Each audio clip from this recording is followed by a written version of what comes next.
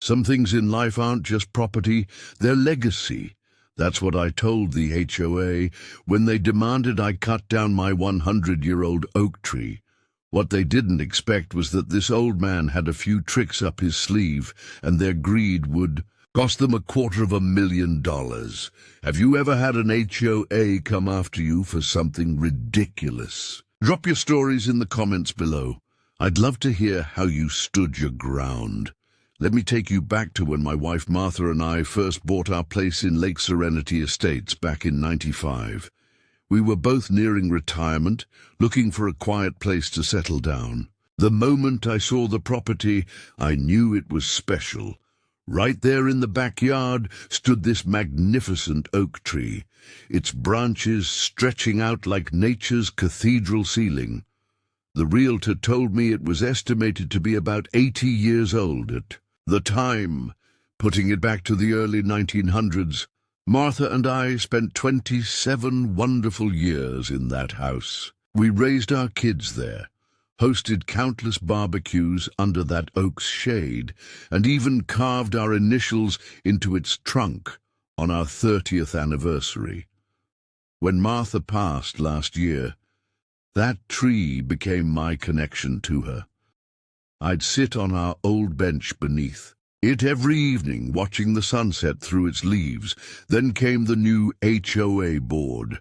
Lake Serenity had always had a homeowners association, but for decades it was mostly just about maintaining the common areas and organizing the annual 4th of July picnic. But when the old guard retired and moved away, a new crew moved in, mostly younger folks with more money than sense and a power complex to match. The first sign of trouble was a letter I received last April. Official looking, with the HOA's fancy new logo at the top. Notice of property violation, it read. My blood pressure rose as I scanned the contents. Apparently my oak tree was now in violation of several community codes. Excessive vegetation and potential safety hazard were the main accusations. They claimed the tree's roots might be damaging underground utilities. They weren't, and that during storms, falling branches could endanger neighboring properties. Never happened in the century the tree had stood there. I called my neighbor Bill, who'd lived across the street since the neighborhood was founded. He told me the new HOA president, a woman everyone called Commander Karen, had been on a tear about modernizing the community's look. She wants everything neat and uniform, Jim, Bill said. Already got after the Johnsons for their bird bath, and the Millers for planting wildflowers instead of grass. I decided to attend the next HOA meeting, figuring this was all a misunderstanding that could be cleared up with a conversation. Big mistake. The meeting room was packed, but most people were there about similar petty violations. When my turn came, I stood up, holding a photo album filled with pictures of my tree through the seasons. This tree has been here longer than any of us, I began. It's not a hazard, it's a heritage. Commander Karen, a woman in her late 40s, with a tight bun and an even tighter smile, cut me off. Mr. Henderson, we appreciate your sentimental attachment, but rules are rules. The tree violates Section 7.4 of our community guidelines regarding uncontrolled vegetation. I pointed out that the tree predated the guidelines by about 80 years, but she wasn't having it. You have 30 days to remove the tree or face fines of $100 per day. The room fell silent. You could feel the tension as I looked around at my neighbors. Some looked sympathetic, others nervous about their own properties. Is that really necessary? I asked, keeping my voice steady. This tree provides shade for 3 properties. It's home to countless birds. It's part of what makes this neighborhood special. Commander Karen checked her watch. We've moved on from your item, Mr. Henderson. Next on the agenda? I left that meeting frustrated but determined. I wasn't going to let some power-hungry bureaucrat destroy a piece of living history. Over the next few weeks I did my homework. I contacted an arborist who confirmed what I already knew. The tree was healthy, stable, and posed no threat to property or utilities. I even got a signed statement to that effect. I also discovered that our state had heritage tree protections that might apply. Armed with this information, I requested another meeting with the HOA board. This time they agreed to hear me out privately. I presented the arborist's report and explained the heritage tree laws. Commander Karen listened politely, then smiled that tight smile again. "Thank you for your research, Mr. Henderson. We appreciate your thoroughness." She paused, looking at the other board members. "However, these state protections don't apply to homeowner associations with specific covenants. Our community guidelines supersede them." I couldn't believe what I was hearing. "So you're telling me that even though this tree is protected by state law, your HOA rules override that?" "That's correct," she said, not missing a beat. "You still have 15 days to remove the tree before fines begin accruing." I left that meeting feeling defeated but not broken. There had to be another way. You wouldn't believe what I discovered next. While digging through old county records, I found something interesting.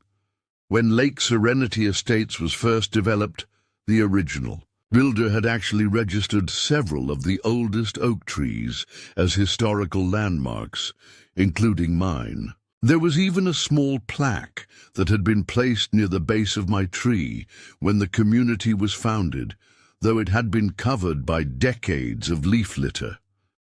I carefully excavated the plaque and cleaned it up. There it was. Historical landmark. Designated 1972 Lake Serenity Heritage Tree, number 7. Feeling hopeful, I took photos and contacted the County Historical Society. They confirmed that these designations were still valid and protected under county ordinance. I sent all this information to the HOA board, certain they would back down now. And for a moment it seemed like they might. Commander Karen called me personally. "Mr. Henderson, we've reviewed your information. We need to consult with our attorney before making a final determination." 2 days later, she called again. "Good news. The board has decided to waive the removal requirement for now. We'll need to conduct our own assessment, but you won't be fined in the meantime." I breathed a sigh of relief. Maybe reason had prevailed after all. That relief lasted exactly 1 week. The next notice I received wasn't about the tree anymore. It was about my fence. Apparently, the 6-foot privacy fence I'd installed 20 years ago was now non-compliant with new height restrictions. And my shed, too close to the property line. My mailbox, not the approved model. Each violation came with a $500 fine and a demand to remedy within 30 days. It was clear what was happening. They couldn't get me on the tree, so they were coming after everything else. I knew then that this wasn't really about rules or safety. It was about control. And they weren't going to stop until either I complied with their every demand or they found a way to force me out. What they didn't count on was that I had time on my hands and a lifetime of experience dealing with bureaucratic nonsense. Before retiring, I'd spent 40 years as a civil engineer, navigating red tape and reading the fine print on contracts for a living. I decided to fight back, but not by arguing or pleading. I would use their own system against them. First, I hired a property rights attorney who specialized in HOA disputes. He reviewed all the HOA's communications, meeting minutes and bylaws. What he found was shocking. The HOA board had been systematically changing enforcement policies without proper votes from the membership. They'd hired a management company that received commissions on fines collected. Commander Karen's husband, it turned out, was part owner of that company, but the real bombshell was yet to come. My attorney requested all records related to tree removals in the community over the past 5 years. What we discovered was a pattern of targeting properties with mature trees, pressuring homeowners to remove them, and then, here's the kicker, approving development requests from those same homeowners to build additions or pools where the trees once stood. Each time, the management company received hefty fees for processing the variances and permits. Commander Karen's husband's company was making a fortune. We had them, but proving it in court would be another matter entirely. The fines kept piling up. Within a month, I owed over $5,000. The HOA placed a lien on my property. They were counting on me to either give in or not have the resources to fight back. What they didn't know was that Martha and I had been frugal our whole lives. We had no debt, a healthy savings account, and time. Lots of time. I reached out to other homeowners who'd been pressured to remove trees. Many were reluctant to get involved, afraid of retaliation, but a few, like Bill across the street, agreed to share their experiences. With this information, my attorney filed a lawsuit against the HOA, not just for the harassment regarding my tree, but for systematic abuse of power, conflicts of interest, and selective enforcement. The HOA's response was swift and vicious. They hit me with another $10,000 in fines for unauthorized modifications to my property, changes I hadn't made. They even tried to have my water service cut off, claiming I was in violation of community covenants. The pressure was immense. There were days I considered just giving in, paying the fines and removing the tree. But every time I looked at that oak, I thought of Martha and all the memories we'd made under its branches. This wasn't just about a tree anymore. It was about principle. As the court date approached, tensions in the neighborhood reached a breaking point. Some neighbors sided with the HOA, afraid that property values might suffer if the community appeared unregulated. Others, however, began to see the pattern of abuse and quietly offered their support. You wouldn't believe what happened the night before the hearing. Someone threw a rock through my front window. Attached to it was a note, "Old trees fall hard, so do old men." I called the police, filed a report, and made sure my attorney had a copy. This wasn't just about fines and rules anymore. It was about intimidation and threats. The day of the hearing arrived. I walked into the courthouse with my attorney, carrying a folder filled with evidence. Commander Karen and several board members were there, looking confident in their expensive suits. They had the HOA's attorney with them, a high-priced lawyer. From a big firm downtown, the judge, a woman in her 60s with a no-nonsense demeanor, listened as both sides presented their cases. Their attorney painted me as a stubborn old man who refused to follow reasonable community rules. When it was our turn, my attorney laid out the evidence, the historical designation of the tree, the arborist's report confirming it posed no threat, the pattern of targeting mature trees, the financial connections between the management company and the board members, and most damning of all, the communications between board members discussing how to encourage homeowners to remove trees to allow for more profitable development. Commander Karen's face grew pale as email after email was read aloud, detailing their plans to modernize the neighborhood by removing outdated vegetation and maximizing property potential. The turning point came when my attorney called a surprise witness, a former board member who had resigned in protest over the direction the HOA was heading. She testified about closed-door meetings where the current board discussed targeting specific properties, including mine, and using fines and harassment to force compliance. The HOA's attorney tried to object, but the judge allowed the testimony, noting that it went directly to the question of whether the board was acting in the best interests of the community or for personal gain.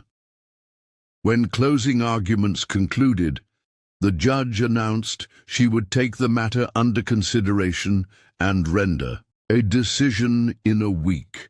The next 7 days were the longest of my life. The HOA, sensing they might lose, doubled down on their harassment. They sent daily violation notices, threatened to tow my car from my own driveway, and even had someone come onto my property to assess the tree without permission. I documented everything, taking photos and videos of their actions. Each violation only strengthened our case. Finally, the day arrived. My attorney called me with the news. We had won, completely. The judge's ruling was scathing. She found that the HOA board had engaged in systematic abuse of power, selective enforcement and harassment with apparent financial motivation. She voided all fines against me, removed the lien from my property, and ordered the HOA to pay my legal fees. But there was more. The judge also imposed a $250,000 penalty on the HOA for their actions, to be paid into a community trust for the maintenance and preservation of the neighborhood's historic trees. Commander Karen and the entire board were removed from their positions, and the court appointed a temporary receiver to oversee new elections. The news spread through the neighborhood like wildfire. Some homeowners were angry about the penalty, fearing it would mean increased HOA fees, but many more were relieved that the reign of terror was over. Bill came over that evening with a 6-pack of beer. We sat under my oak tree as the sun set, just like I used to do with Martha. "You did it, Jim," he said, raising his bottle. "You stood up to them." I looked up at the massive branches silhouetted against the evening sky. "We did it, Bill. This tree isn't just mine. It belongs to everyone in this neighborhood." In the weeks that followed, things changed dramatically in Lake Serenity Estates. New board members were elected, including Bill and several other homeowners who had been targeted by the previous regime. The first thing they did was adopt a new resolution protecting all heritage trees in the community and establishing a proper process for any future tree-related concerns. The $250K penalty was paid as ordered, and the trust fund was established. I was asked to serve on the committee overseeing it, an honor I accepted humbly. Commander Karen and her husband moved away shortly after, selling their house to a nice young family with 2 kids who loved the old oak tree almost as much as I. Sometimes, on quiet evenings, I still sit on my bench under the tree, watching the sunset through its leaves. I think about Martha and how proud she would have been. I think about the battle we fought and won, not just for a tree, but for the principle that some things are worth standing up for. The neighborhood has changed again, this time for the better. People are friendlier, more relaxed. The community garden is thriving, and there's talk of installing some historical markers to celebrate the area's heritage. As for me, I'm just an old man enjoying his retirement, sitting under a tree that's seen more history than most of us ever will. And whenever I see Commander Karen's old house with the new family playing in the yard, I can't help but smile. Some things in life aren't just property, they're legacy. And sometimes protecting that legacy is worth fighting for, no matter the cost. What do you think? Have you ever had to stand up to an HOA or other organization over something important to you? Share your stories in the comments below. And if you enjoyed this tale of justice served, consider subscribing for more stories about everyday people fighting back against the system.